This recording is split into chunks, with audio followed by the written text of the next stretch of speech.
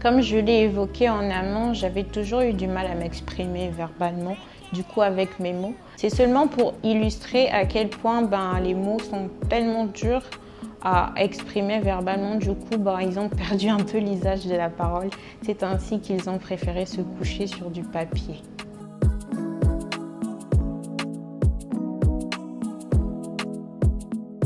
Alors, pour ceux qui ne vous connaissent pas, est-ce que vous pouvez, s'il vous plaît, vous présenter? Alors, je suis Marie-Elena Ngeli Lekoba, plus connue sous le nom de Rose Sombre ou Prosédie sur les réseaux sociaux.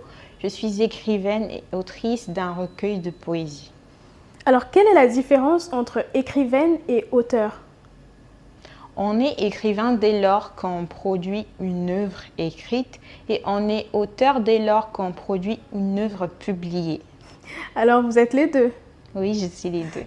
Alors, pourquoi avoir choisi l'écriture comme art pour vous exprimer? J'ai choisi l'écriture parce que j'ai toujours été quelqu'un de renfermé et j'avais beaucoup de mal à exprimer mes sentiments, mes émotions. Et donc naturellement, je me suis tournée vers l'écriture car ça m'apportait cela. C'était en quelque sorte une écrit-thérapie, comme j'aime à le dire.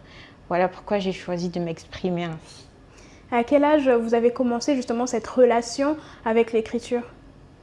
J'ai commencé à écrire en 4e ou 3e, mais je me suis lancée sérieusement dans l'écriture en 2017 lorsque je me suis inscrite sur Wattpad. Justement, Wattpad 2017, Wattpad est une application où tout un chacun peut écrire des textes, des romans, des nouvelles, comme bon lui semble. Qu'est-ce qui a été le déclic de vous lancer justement sur Wattpad? Le déclic, c'est que j'avais envoyé un de mes textes à une amie à cette période-là et elle m'avait dit que j'écrivais très bien et qu'il fallait sérieusement que je publie mes écrits sur cette plateforme justement qui connaissait en ce temps-là une expansion. Donc elle m'avait créé un compte et c'est comme ça que je me suis lancée sur Wattpad. En février 2023, vous êtes 3e lauréate à la 7e édition du concours Nuit de la lecture. Qu'est-ce que vous ressentez à ce moment-là? J'ai été très heureuse déjà parce que dans la salle, il y avait ma famille. C'est vrai que ça s'était passé très vite, on est arrivé juste. Mais ça a été un moment très riche en émotions et en reconnaissance également. Qu'est-ce que ça a changé justement pour vous? Est-ce que ça a confirmé quelque chose? Oui, cela a confirmé quelque chose parce que je me suis dit qu'il fallait bien justement que je poursuive avec les concours, avec l'écriture. Et j'étais également en train de préparer du coup la publication de mon ouvrage. Donc on va dire que tout était aligné pour moi à ce moment-là. En parlant de la publication de votre ouvrage, qu'est-ce qui vous a poussé à passer du digital avec Wattpad à la version papier? Je suis quelqu'un qui tenait beaucoup à son anonymat, raison pour laquelle sur les réseaux sociaux, je ne montrais pas vraiment mon visage. Donc je publiais seulement mes textes sur Instagram. Donc nombreux ignoraient à quoi je ressemblais. C'est seulement en fin 2022 que j'ai décidé de rassembler tous ces textes-là en un seul manuscrit. Et c'est comme ça que je suis sortie donc de l'anonymat en même temps. En avril 2023, vous sortez votre recueil de poèmes « Mes mots ont perdu l'usage de la parole ». Pourquoi ce titre? Comme je l'ai évoqué en amont, j'avais toujours eu du mal à m'exprimer verbalement, du coup avec mes mots. Et le titre, il est venu justement d'un texte qui se trouve à la page 193, intitulé « À un battement près ». Et donc, cette partie-là figurait dans ce chapitre, dans ce texte, et je me suis dit que ça ferait un très beau titre. C'est seulement pour illustrer à quel point les mots sont tellement durs à exprimer verbalement. Du coup, ils ont perdu un peu l'usage de la parole. C'est ainsi qu'ils ont préféré se coucher sur du papier. C'est très beau. Quel message vouliez-vous faire passer à travers votre recueil? Le message que j'aimerais faire passer, c'est de faire preuve de résilience en toute chose. C'est d'ailleurs, je pense, le mot qui me définit le mieux et que j'aime beaucoup. C'est un livre un peu autobiographique, pas qu'un peu, parce qu'il s'inspire majoritairement de mon vécu, d'expériences que j'ai vraiment faites. Et donc, vraiment, le message, c'était de rester fort, faire preuve de force, et également de prôner l'amour de soi, l'estime de soi, de son corps, s'accepter tel qu'on est. Donc, il y a plein de beaux messages. C'est vrai qu'il est sombre, mais il y a également pas mal de beaux messages forts. Quelles ont été les répercussions de cette œuvre sur votre vie? Cette œuvre a, disons, ouvert les portes. Voilà pourquoi je dis souvent, l'univers tout entier conspire à me faire sortir de l'ombre. C'est que vraiment, ça a été le déclencheur. Après avoir publié ce livre, disons que j'ai gagné en légitimité, en crédibilité également. Parce qu'à chaque fois que je disais que j'étais écrivaine, on me posait toujours la question, oui, mais tu as écrit quel livre? Donc je pense que ça a fait vraiment que je sois légitime, reconnue, et ça m'a ouvert de grandes portes. Quels ont été les retours manifestement au sujet de votre recueil? La majorité des retours que j'ai eus sont pour la plupart positifs.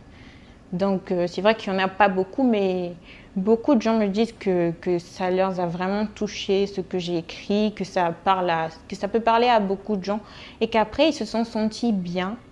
Donc pour l'instant, je n'ai pas vraiment eu de retour négatif en tant que tel. Donc je pense que c'est un livre à avoir à son chevet. Aujourd'hui, quels sont les principaux défis que vous rencontrez en tant qu'écrivaine?